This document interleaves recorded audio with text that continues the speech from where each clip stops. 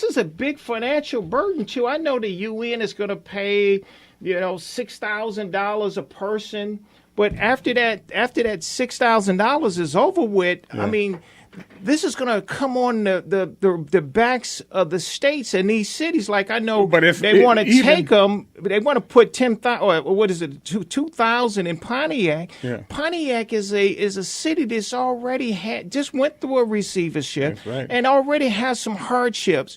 And so I know they looking at the short term. Well, it's an opportunity for you to benefit. You can get X amount of dollars per head, and we can get these people where they can assimilate and they can go out there and contribute to your economy. And we've seen in most cases that's not always true. Well, not only that, but look, this is the whole thing about why there's a problem in Louisiana, because they're saying that Bobby Jindal made a big mess in Louisiana because he refused to take the Medicare money and through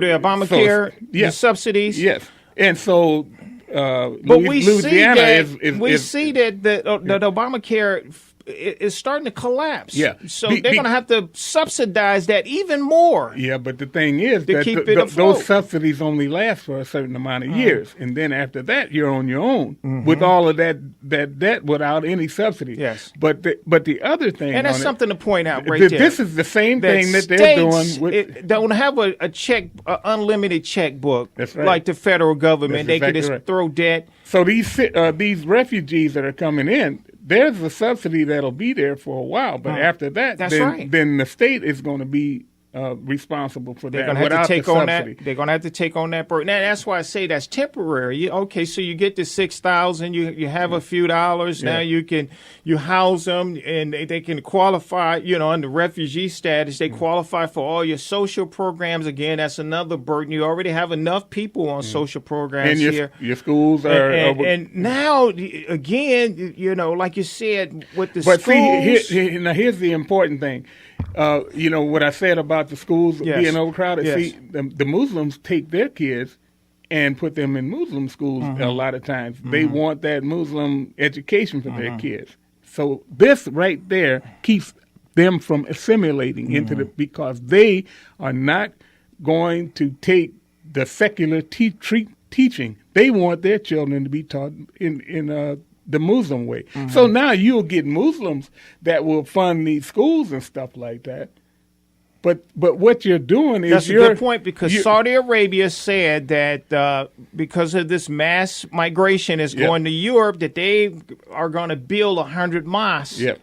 Wait a minute. I thought the point of refugees is that they, until this war-torn country can settle, that the people can migrate back to their country. So what their plan is not to go back. No, this is to be their permanent home and not assimilate. Yes. That's the important key to this thing. They will not assimilate, and at some point, they're going to demand that their numbers that they use to vote, that they are allowed to share power. Now what we're talking about is changing our form of government. Watch this. Remember, Mark Levin talked about this. Right away, you don't need their vote. You don't need their vote right away. No. Remember, in the census, once you count them in the census, remember they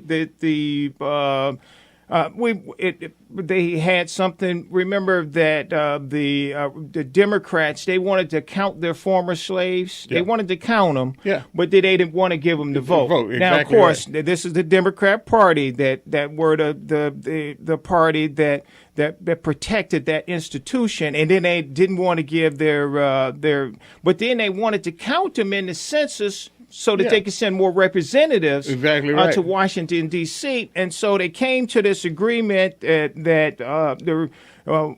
the Republicans. Well, you can't count him because you're not giving him a vote, and that's how they came up with this three-fifths compromise. Yeah, the Republicans compromised with them, and they did. And this is why But when I hear that black word liberals compromise, out there that use that to manipulate, that it was Republicans that wanted you to be counted you as a 3/5. But see, the Republicans are idiots when it comes to negotiating with them, because the Democrats have done one thing, and they have never shared power in this country. When they get in power, they put rules together to keep them in power.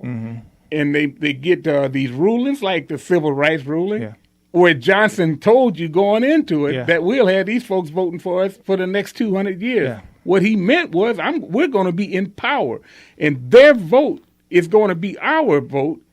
And regardless, they're going to keep us in power for all that time. Now, and they see that same thing with the people that's coming in right now. And if you give them a few goodies, they'll vote for you for the rest of their life. But as of right now, they don't get a vote yet. Yeah. But they get to count them in the census. Yeah. And they get to, and so, like you said, now they're going to demand that because we have a certain percentage in this district, that we should have our own representative that go to Congress for us. And you see them demanding Sharia, like in France, in England, they demanded areas to be Sharia controlled. And what makes you think that won't happen here? See, and then. This is what makes me so angry about the Republican Party. They do not know how to argue these issues. No, they don't. And the thing about it is, if you just look down the road a couple of years, when you hear the Democrats always talking about it's going to be a black and brown majority of people, of voters in this country, when that happens, you can guarantee that there will be a call to change the constitutional form of government and ask for a parliamentary system where you can have control of certain areas by the demographic instead of by constitutional law. What they're doing right now when we see this is that it's a soft. They have a soft part of that going on right now by ignoring the Constitution and it's and working around more of those civil rights laws, absolutely, or special rights laws. And we see that that they gave the homosexuals special rights laws. Now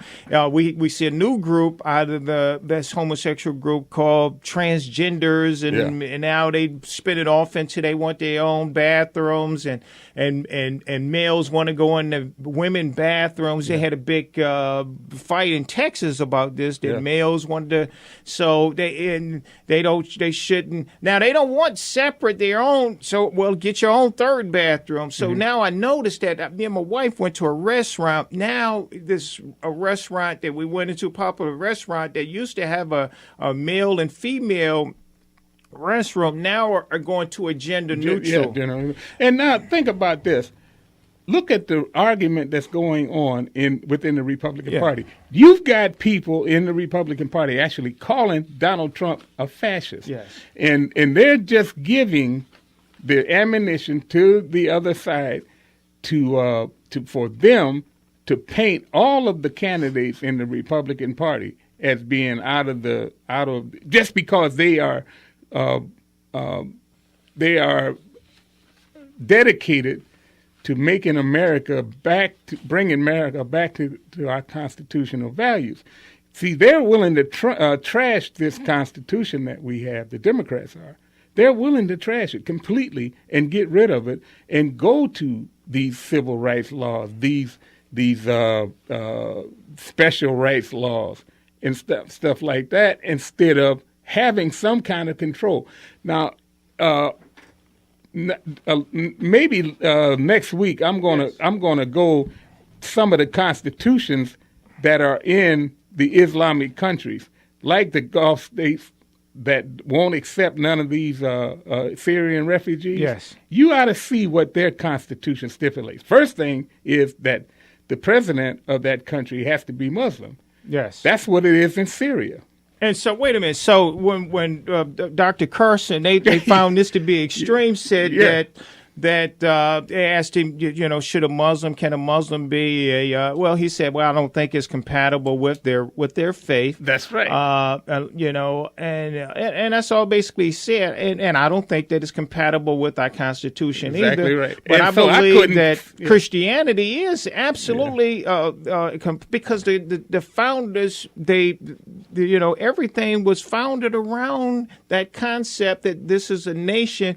It is a Christian nation, but it's going to be a nation that you can serve God from the Christian perspective on any way that you wanted to. So here's what I say: until the Muslim states begin to let their constitutions and their heads of government be share power with Christians instead of running them out of the country, and the Jews, instead of running them out of the country under what they did in 1947, and what they're doing, they're purging all of these countries of Christians, and they're all and I found something. I was trying to look for it where from the Christian Post, and Christians around in the Middle East have said that they feel abandoned right now. Yes, they are abandoned. Not by America, by nations that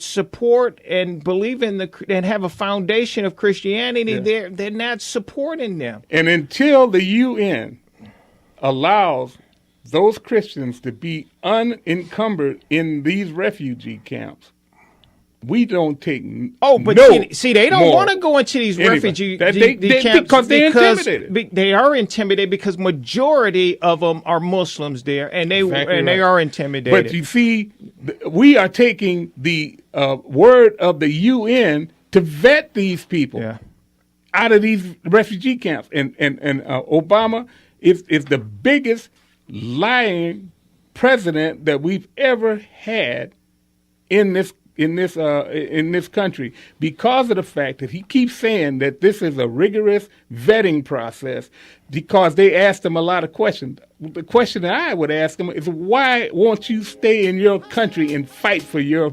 liberty? Why are you coming to the United States? That's the first question. Because I'm going to go to the number of your young people that's coming over are around that military age. If you'd like to join the conversation, give us a call at 734-822-1600. Again, this is our Black Saturday, our post Black Friday. We'll see you on the other side of the break.